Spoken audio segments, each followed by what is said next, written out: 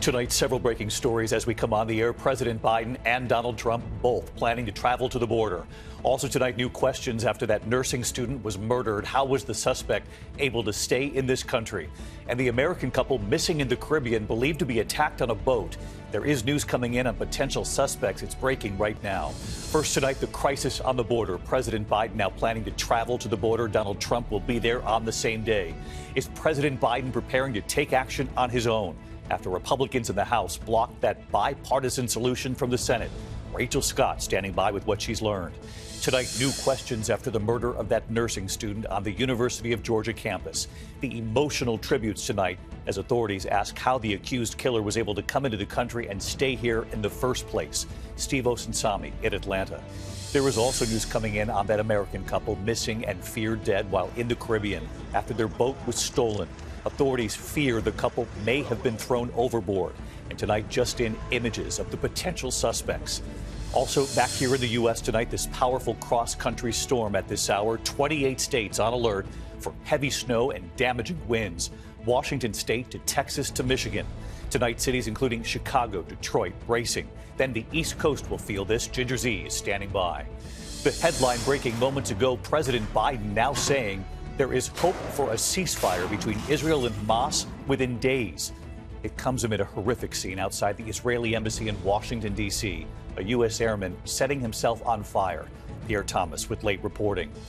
Just in tonight, police releasing video from inside Joel Osteen's Lakewood Church in Houston. The mother and her 7-year-old son carrying 2 rifles, the mother then opening fire. In New York City tonight, the Manhattan DA requesting the judge impose a limited gag order on Donald Trump. Aaron Katursky with new reporting. The young wrestler who was killed, authorities say he was strangled. The suspect, also a wrestler, under arrest tonight. The U.S. moonlander and the new images right here tonight, but the concern now that it may only have a few hours left to capture any additional images. And tonight, the $1 billion gift. That's right, $1 billion. And the students who jumped out of their seats. You'll see it. From ABC News World Headquarters in New York, this is World News Tonight with David Muir. Good evening, and it's great to have you with us here on a Monday night. News coming in on that American couple missing in the Caribbean, feared dead, what we have now learned tonight. Also, there are new questions after the murder of that nursing student in Georgia. But we do begin tonight with the border. President Biden planning to travel to the southern border Thursday. Now Donald Trump planning to travel there, too, on the same day. Migrant encounters reaching a record high in December, the numbers dropping some since January. President Biden will head to Brownsville, Texas, making his second trip to the border since taking office. The president is considering taking executive action on his own to toughen asylum restrictions. The president now blaming Republicans for killing a sweeping border bill from Republicans and Democrats in the Senate. ABC's Rachel Scott tonight leading us off. Tonight, the White House announcing President Biden will travel to Brownsville, Texas this week to address one of the most pressing issues on the minds of voters, the surge of migrants at the southern border. In his second trip to the border as president, Biden planning to meet Thursday with Border Patrol officers, law enforcement, and local leaders. Our laws and our resources haven't kept up with our immigration system, and it's broken. And our politics has failed to fix it. The president now considering taking executive action to address the crisis after House Republicans failed to pass the most sweeping border security bill in generations, a deal hammered out by Republicans and Democrats in the Senate. That effort collapsing after pressure from Donald Trump, who wanted to block Biden from scoring a win on the issue Trump wants to run on in November. And you look outside and you see all of the horror. You see millions and millions of people coming across the border illegally. It turns out Trump will also be at the border on Thursday, a trip that had already been scheduled before President Biden announced his plans. I've been planning to go Thursday. What I didn't know is my good friend apparently is gone. Trump now with a virtual lock on the Republican nomination, coming off a 20-point win in the South Carolina primary. I have never seen the Republican Party so unified as it is right now. Never been like that. But Trump's Republican rival Nikki Haley says the results in South Carolina show the Republican Party is far from unified. Haley acknowledging that though she lost, 40% of the voters backed her over Trump. The biggest takeaway, I think, coming in after South Carolina is you look at all the early states, and Donald Trump as technically the Republican incumbent, did not win 40% of the vote. Haley pushing ahead to Super Tuesday with a warning to her fellow Republicans. I am giving you every red flag I possibly can about the direction that the country's going in. Now I just need people to hear it. So let's bring in Rachel Scott live in Washington tonight. Rachel, back to the president. I know you're learning President Biden not expected to announce any executive action while he's in Texas later this week, but sources telling us tonight it's likely coming soon. Exactly, David. We are learning that the president is considering taking executive action to toughen asylum restrictions. The timing is unclear, but we know that President Biden is expected to deliver his State of the Union address right here in Washington next week, a huge platform for the president to make his case to the nation, David. Rachel Scott leading us off here tonight. Rachel, thank you. Meantime, questions over immigration now coming to light in the case of that nursing student murdered on the University of Georgia campus.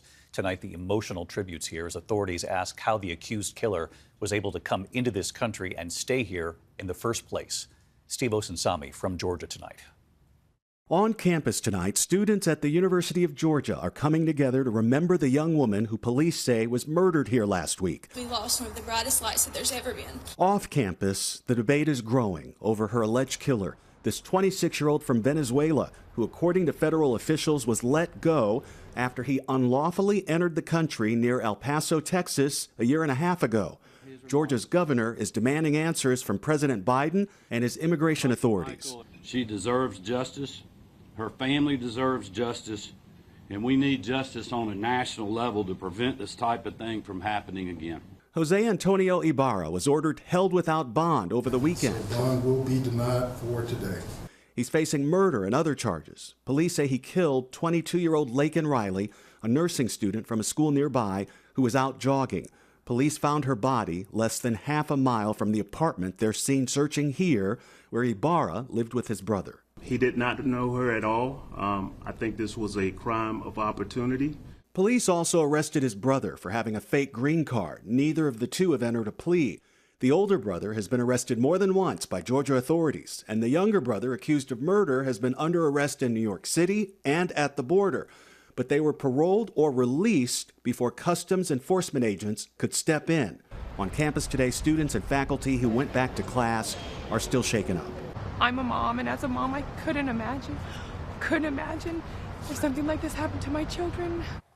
Immigration officials have now issued what's called a detainer for this murder suspect, which, had they issued before, might have kept him from being released on those other charges. David? A lot of questions about that. Steve Osteen. Steve, thank you again tonight. There's also news coming in this evening in the case of the American couple missing and feared dead while in the Caribbean after their boat was stolen.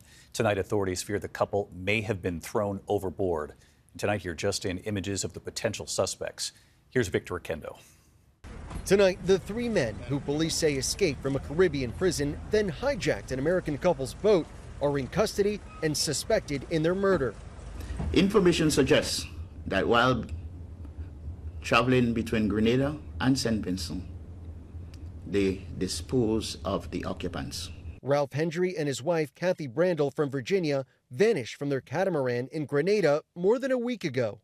Sunday, we got a text message from them about their travels, sharing photos of the adventures that they were having. That was the last time their family heard from them.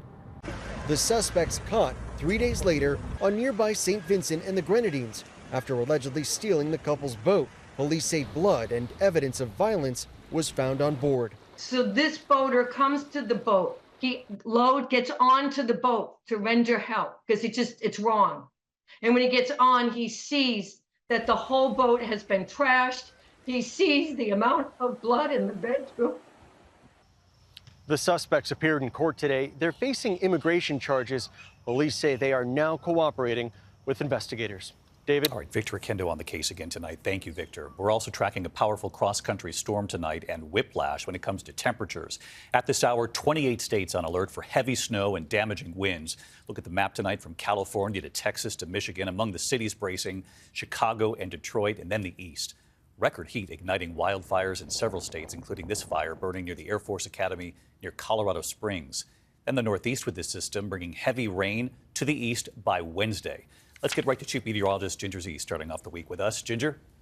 Hey, David, this is so powerful. It'll take a place like the Twin Cities from the 60s down into the single digits, just in 24 to 36 hours. So let's go ahead and time it all out for you. We've got a lot of alerts on the map, gusts up to 70 miles per hour for some of those high wind warnings in New Mexico or Texas. The wind alerts go all the way into the mid-Tennessee, Kentucky, where they'll see gusts up to 45. Now, that's widespread. It's dry, it's hot, and that's why you see a lot of those red flag warnings.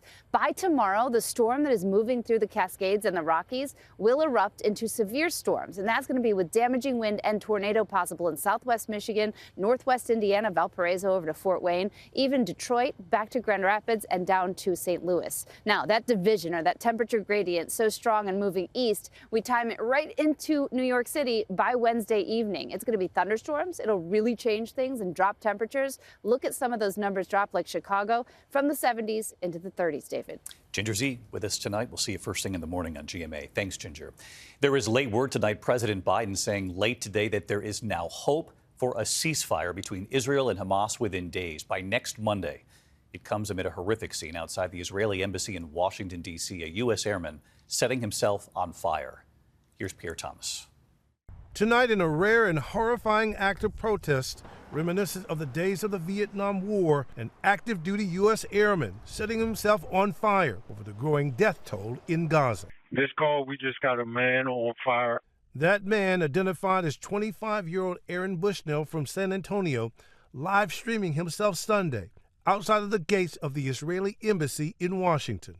Because of its explicit nature, ABC News is not showing the actual video. In it, Bushnell says, quote, "I will no longer be complicit in genocide. I'm about to engage in an extreme act of protest." Moments later, Bushnell puts his phone down, pours a liquid over his head, and lights himself afire. Screaming, "Free Palestine!" he falls to the ground, engulfed in flames. First responders using fire extinguishers to douse the flames, but it was too late. Bushnell later died. The stunning scene in Washington coming amid chaotic scenes in Gaza. A massive crowd swarming this beach, desperate for food and supplies, airdropped by Jordan. Just extraordinary images today. Let's bring in Pierre live in Washington tonight. Pierre, I wanted to get back to what the president said late today. In fact, just before we came on the air tonight, President Biden now saying that he is hopeful for a ceasefire in Gaza within days. David, just a short time ago, the president said he's hoping a ceasefire deal will be in place by next Monday. Israel now agreeing to the framework for a ceasefire, 6-week ceasefire, in exchange for dozens of hostages, including Americans. But, David, no response yet from Hamas. Pierre Thomas in Washington. Thank you, Pierre. Tonight, there is newly released police body camera video from inside Joel Osteen's Lakewood Church in Houston. The images show the suspect, that mother with her 7-year-old son, the mother carrying 2 rifles and then opening fire. Officers firing back. The images are difficult, and here's Maria Villarreal. Tonight, newly released body camera video showing the violent gun battle inside Joel Osteen's Houston megachurch. Officers feet away from the shooter, Janice Moreno, as she begins firing inside Lakewood Church's atrium just before a Spanish service set to start. Surveillance video outside the arena shows Moreno wearing a trench coat, pulling her 7-year-old son and a large bag with AR-style weapons from the back. People running for cover as she opens fire inside. Moreno's son seen here covering his ears, then reaching for his mother before she pulls away. Off-duty officers working security along with uniformed police engaging Moreno, who fires dozens of rounds. You can hear one of the officers praying on the body camera. Father God, just be with us. Forgive us our sins. 42 item 2 is going to be a female. She's down right now. Before officers take down Moreno. David, that little boy has been through 6 surgeries so far, but a bit of good news from his grandmother. She posted that he's actually off a ventilator and breathing on his own tonight. David. All right, Maria Villarreal in Texas. Maria, thank you. In New York City tonight, the Manhattan DA is now requesting the judge impose a limited gag order on Donald Trump with the criminal case against Trump involving hush money paid to Stormy Daniels to allegedly buy her silence before the election. Here's Aaron Katursky. With Donald Trump's first criminal trial now less than a month away, tonight Manhattan District Attorney Alvin Bragg asking a judge to impose a partial gag order on the former president to protect prosecutors, court staff, and jurors. Bragg arguing Trump's relentless attacks pose a significant and imminent threat to the orderly administration of this criminal proceeding. Trump has targeted the DA ever since he was charged with trying to cover up a hush money payment to adult film star Stormy Daniels in order to hide their alleged affair from voters. The radical left, George Soros-backed prosecutor Alvin Bragg of New York, who campaigned on the fact that he would get President Trump. I'm going to get him. Bragg today describing an extraordinary surge in threats he and his office received the month Trump was indicted, including messages that said, "Leave Trump alone or Bragg will get assassinated." And this social media post depicting Trump swinging a baseball bat at Bragg. Bragg said the office flagged more than 600 emails and phone calls. The NYPD logged 89 specific threats against the district attorney, his family, or employees, including an envelope containing a white powder and a note with images of Bragg and Trump and the words, "You'll be sorry." Bragg is also asking tonight for the judge to protect jurors in the case and prevent Trump from getting access to their addresses. He cites a significant risk of juror harassment and intimidation. A spokesman for Trump compared the request for a gag order to election interference and called Bragg another deranged Democrat prosecutor. Trump has pleaded not guilty to the charges and trial scheduled to begin March 25th. David, now just a month away. David? Aaron Katursky. Aaron, thank you. When we come back on a Monday night, the other university tragedy tonight, the young wrestler who was killed, found in his dorm room strangled. Tonight, a suspect under arrest, also a wrestler. And later tonight, here the students jumping from their chairs. They couldn't believe what they were hearing. Free tuition, $1 billion gift, and you have to see it in a moment.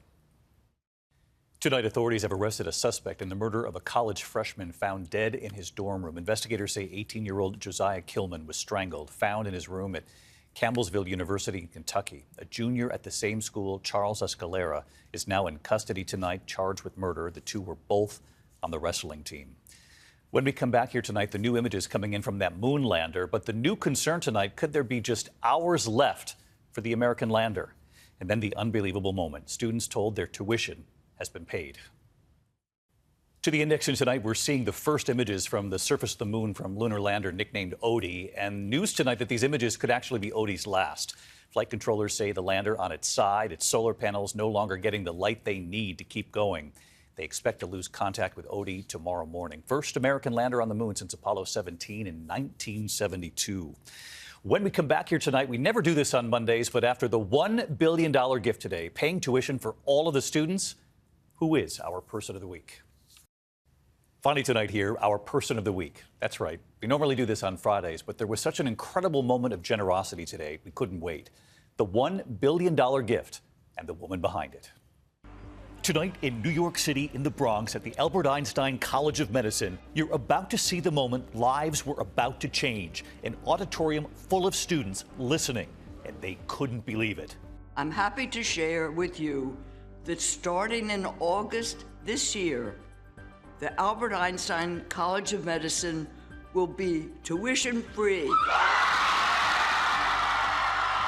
Ruth Gottesman and her $1 billion gift.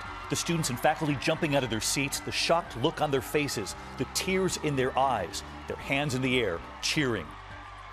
That donor, Dr. Ruth Gottesman, a former professor at the medical school and current chair of the board, making the incredible $1 billion donation to provide free tuition for all of the students indefinitely.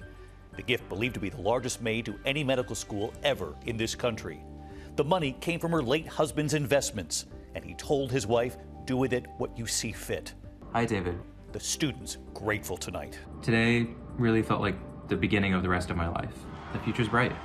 Anybody being able to pursue the field and pursue their dreams without having to worry about the debt that comes with it. Tonight, the generous donor, Dr. Gottesman, saying, "I feel blessed to be given the great privilege of making this gift to such a worthy cause." The remarkable, life-changing gift. The students' lives changed tonight. And so we choose Dr. Ruth Gottesman and her remarkable gift. So many lives changed today. I'm David Muir. I'll see you right here tomorrow night. Good night. Thank you for making World News Tonight with David Muir, America's most watched newscast.